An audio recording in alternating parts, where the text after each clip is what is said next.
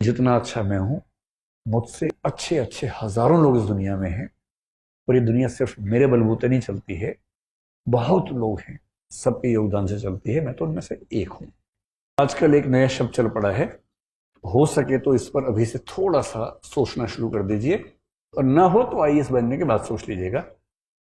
इसके लिए बोलते हैं स्पिरिचुअलिटी कोशिएंट। आजकल स्कूल वगैरह में इसको सिखाने की परंपरा शुरू हुई है। बहुत सारे स्कूल्स में आजकल इसकी बात होती है। स्पिरिचुअल होने का मतलब ये नहीं है कि मैं आपसे पूजा पाठ करने के लिए कह रहा हूं कि आप मंदिर जाएं, मस्जिद जाएं, मैं उसकी बात नहीं कर रहा हूं। स्पिरिचुअल होने का बहुत सरल सा मतलब पता है क्या है?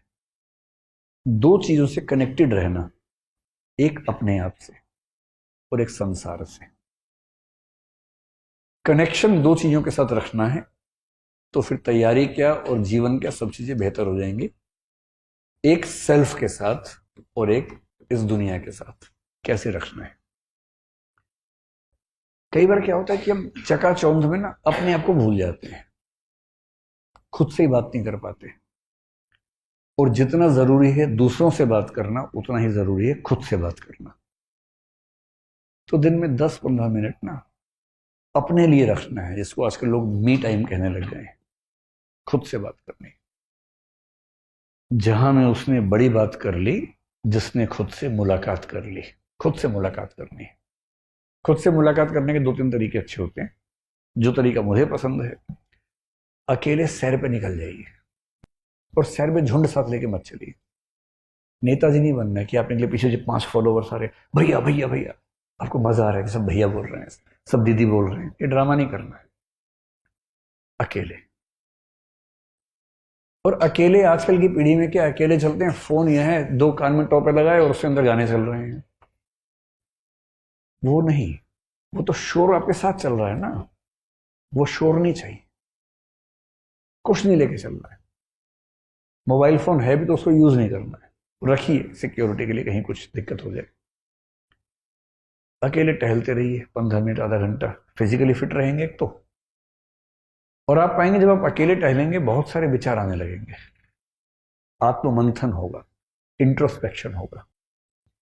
बेशक इतना ही हो कि कल मैंने जितनी पढ़ाई की काफी थी या नहीं थी, और क्या पढ़ सकता था, या ये जो मुद्दा चल रहा है उस पर क्या क्या आर्गूमेंट्स मैं सोच पा रहा हूँ। एक आर्गूमेंट ये है, दूसरा ये है, तीसरा ये है, और विपक्ष में ये सोच पा रहा हूँ, कुछ और भी होना चाहिए, घर जाके देखता हूं।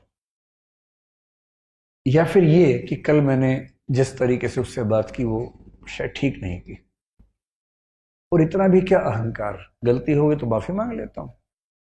बोलना खराब लगता है, मैसेज कर देता हूं। खट से फोन निकाला, उसको मैसेज किया, भाई कल मैंने शायद गलत बोल दिया, माफी चाहता हूं।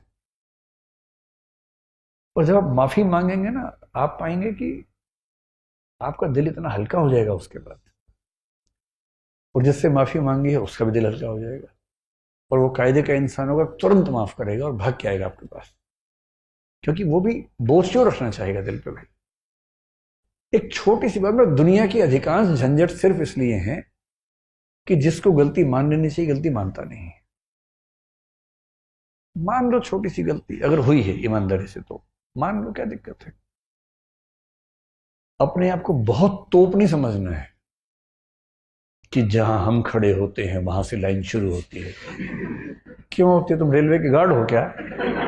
तुम मतलब पुलिस वाले हो जो लाइन शुरू होती है वहां से? क्यों शुरू होगी भाई? तुम, हम लाइन के बीच में खड़े हैं, हमसे आगे भी हैं, हमसे पीछे भी हैं, हम बीच में हैं। और सच बात तो ये कि हम सब बीच में ही हैं। आप कितने भी सफल हो जाएं, इस दुनिया में कुछ लोग आपसे आगे ही रहेंगे, कितना भी जोर लगा लीजिए। आप उद्यमी बने और आप सोचे कि मैं जेफ बेजोस को हराऊंगा, मैं एलोन मस्क को हराऊंगा, हो सकता है ऐसा कर लें 2-4-5 दिनों के लिए, फिर कोई ना कोई आगे निकल जाएगा। उसमें तो वही हाल होता है, हर 4 दिन में कोई आगे निकल जाता है। कितने ताकतवर हो जाएंगे, मतलब जितने भी ताकतवर होंगे, आप देश के पीएम बन जाएंगे, पर पूरी दुनिया तो आपके कंट्रोल में नहीं आ जाएगी ना। उसके बाद भी कोई आपसे ताकतवर होगा ही होगा। और आप कितने भी कमजोर हो, आपसे कमजोर बहुत लोग दुनिया में रहेंगे ही रहेंगे। क्योंकि दुनिया एक सातत्य है, कॉन्टिन्यूम है, जिसका एक हिस्सा आप हैं। हम समुद्र की बूंद की तरह हैं, हम समुद्र नहीं। और जब हम खुद को बहुत बड़ी तोप समझते हैं ना, हमें लगता है कि मतलब मैं तो बारूद हूं, जलूंगा तो पता नहीं क्या कर दूंगा। कुछ नहीं होता। इस इतने बड़े ब्रह्मांड में सच बात यह है कि हमारी हैसियत है नहीं कुछ भी, धूल के कण के बराबर है। हाँ, एक जीवन है, उस जीवन को अच्छे से गुजारना चाहिए। और जीवन को अच्छे से गुजारने में दो चीजें बहुत जरूरी हैं। एक, सेल्फ इवेल्युएशन, सेल्फ इंट्रोस्पेक्शन करते रहना है। और यदि मैं कहीं गलत हूं तो उस गलती का परिष्करण होना चाहिए, ईमानदारी से स्वीकार लेना चाहिए कि हाँ गलती हुई, इसे ठीक करूंगा। अगर अकेले सैर ना हो पाए, डायरी लिखिए। डायरी बड़ा अच्छा तरीका है। तो डायरी में ईमानदारी से अपनी कमियां लिखिए। और दूसरी चीज, इस पूरे संसार के साथ एक लिंक अपना महसूस कीजिए। ईश्वर को मानते हैं तो ईश्वर से कर लीजिए, ईश्वर को नहीं मानते हैं या किसी और धारणा को मानते हैं उससे कर लीजिए, नहीं तो पूरी सृष्टि से, पूरी प्रकृति से, पूरे ब्रह्मांड से। ये कनेक्शन कैसे होता है?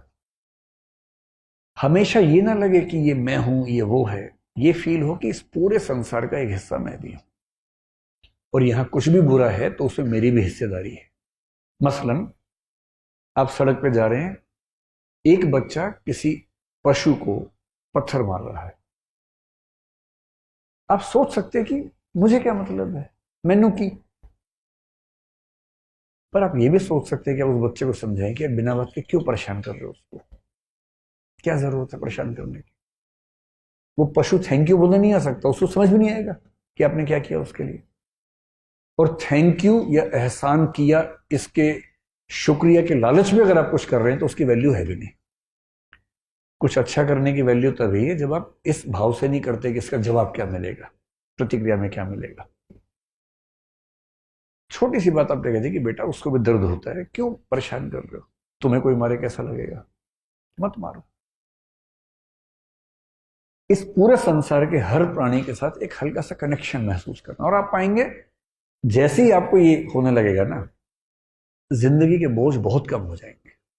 और आप पाएंगे कि भाई एक संसार है, मैं उसमें हूं, मैं अपनी भूमिका निभा रहा हूं, ईमानदारी से निभाऊंगा, सफल होने की हर पुरजोर कोशिश करूंगा। लेकिन ये ब्रह्मांड सिर्फ मैं नहीं हूं, लाखों करोड़ों लोग हैं, सबकी अपनी कहानी है, अपनी जिंदगियां हैं। और जब इस माइंडसेट से जिएंगे तो सफलताएं आपको जमीन से उठा नहीं देंगी, विफलताएं आपके जमीन, नीचे की जमीन को खींच नहीं लेंगे। पैर टिके रहेंगे जमीन पर, सफलता में भी और विफलता में पैर उखड़ेंगे नहीं।